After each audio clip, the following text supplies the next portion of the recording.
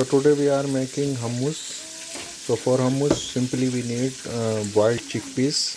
You can boil or also in market available this already boiled chickpeas, olive oil, tahina, okay, finest tahina, salt, lemon juice, this ice to grind this chickpeas.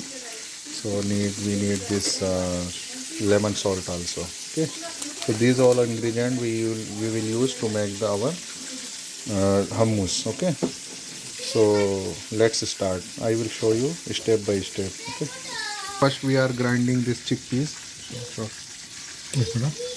See, okay, should be good grind with ice also, because if this will not grind, so we have to put little bit ice also, not now, little bit more grind.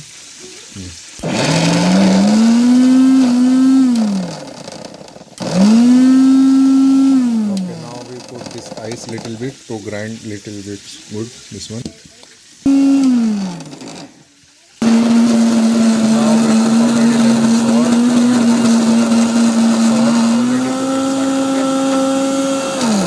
We already put all tahina, icing, this olive oil, all ingredient we already put here.